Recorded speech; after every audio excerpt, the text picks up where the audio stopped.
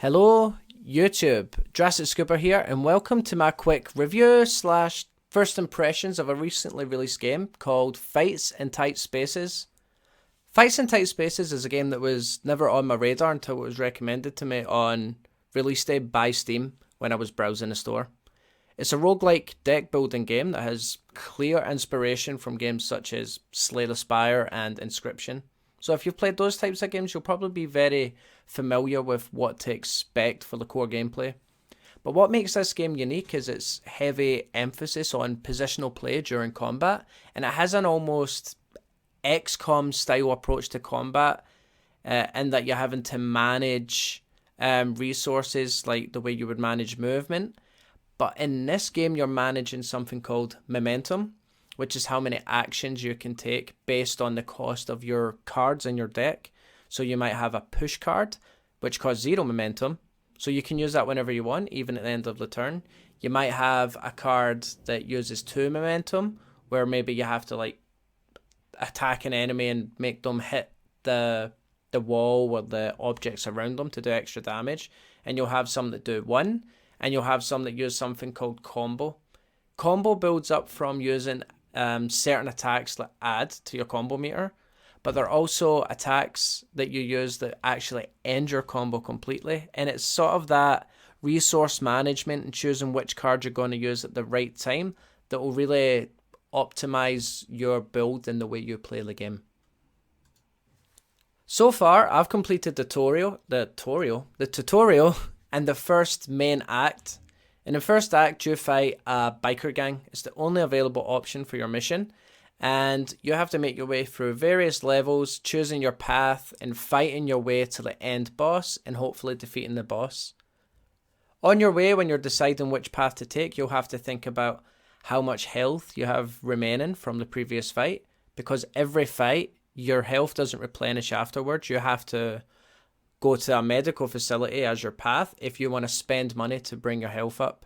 But if you do that, maybe you won't be going to like a gym, and a gym is where you'll upgrade your cards to make your block cards and your attack cards more effective in your gameplay, and you might find it harder to win the fights in the future. So you really have to balance your decisions and think about how you're doing so far and what's going to help you further your progression.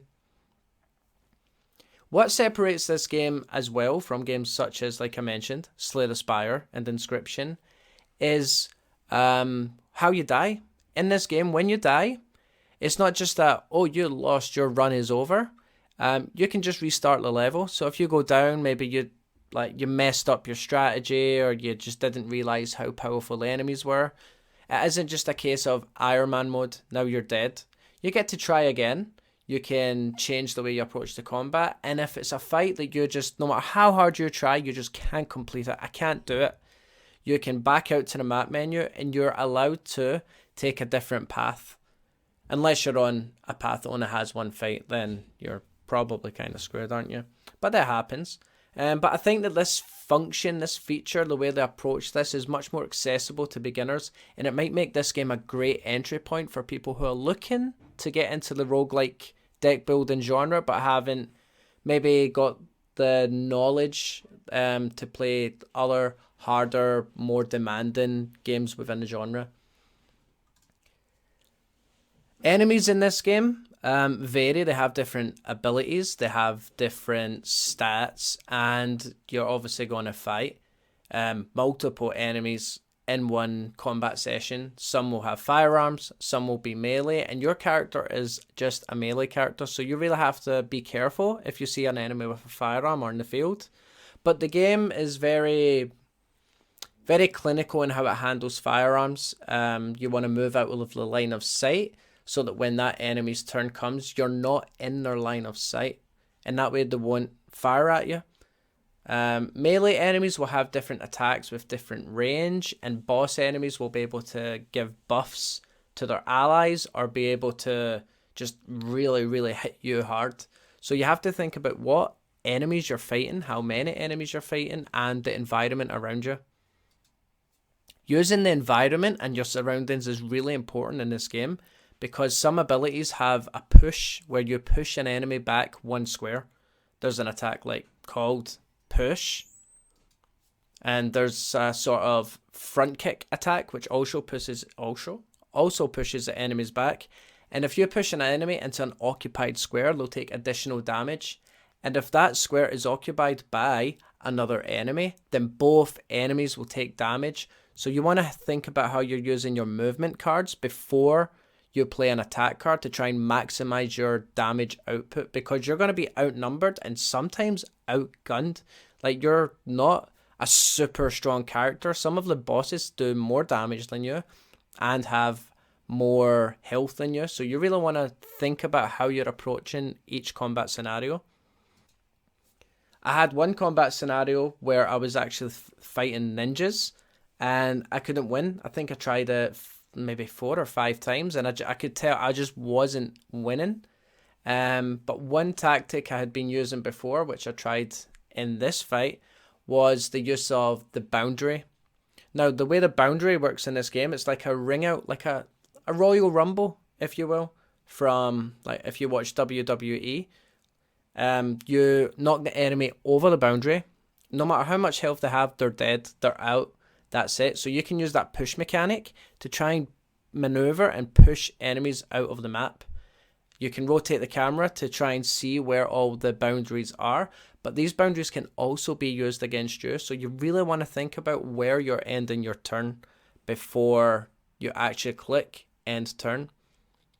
Unfortunately, the game does this thing where the boundary that's the wall that's closest to you, the player, not your character, the player, is phased out. You see through, you don't even know it's there.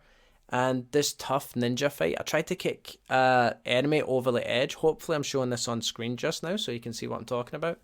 And I was very surprised that she didn't go out. And at first I'm thinking maybe because she's a sub-boss, she can't go over the edge.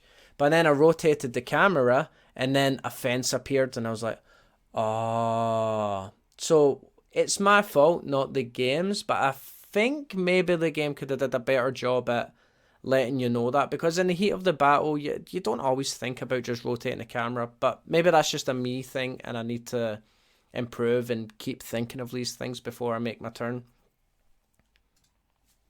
As of now, I've played about an hour and a half of the game and I've been really enjoying it. I was really engrossed and I had to tear myself away at some point just so I could make this video, because I wanted to get it out while the game's still fresh and maybe it's just showing up for people who are unsure whether or not to try it. I've played games, like I said, like Slay the Spire, and I enjoy them, but I've never been that good at them. I'm not quite as good as most people at managing the resources and maximizing how far I can make it. So having this one that's a little bit more accessible, and I really enjoy the theme of fights in tight spaces and the way the game animates the combat, it makes me feel much more committed to clearing a stage, because I'm enjoying the spectacle as well as the gameplay. It looks good. The art style's really like unique. It reminds me of a cartoony, like, it's like a sketch mixed with some maybe super hot visuals. And I'm really enjoying it. And as soon as I finish this recording, I'm going to go straight back to playing it. I'm choosing to upload this first impressions review after finishing the first stage. So I don't know what, maybe the late game's a little bit better or worse, but as of now, I would give the game maybe almost an 8, like a 7.5, going on an 8 for me, because I'm really enjoying it and I like how they've approached this genre. It's actually becoming a little bit more competitive recently, and I hope this game does enough to stand apart from this competition to find its own feet, and I hope people try this game out. I think you'll have a great time with it, whether you're an experienced roguelike deck building player or an inexperienced one. The asking price for me, I think, was £11 and I don't regret spending money at all so far. I really recommend playing this game. If you're unsure, then it's Steam. You can wait for a sale. I hope you enjoy it, guys. This is my first time doing a video like this where I have no face cam, I have the footage playing, and I'm just doing a review over pre-recorded gameplay. If you enjoy this type of video, I would really like to do my best do it more for people. So if you enjoy it, please let me know by leaving a like. And if you want to see more of my gameplay or my reviews or anything I do, you can also subscribe. And with that, I'm DrasticSkuba, and I hope to see you later, guys. Bye bye.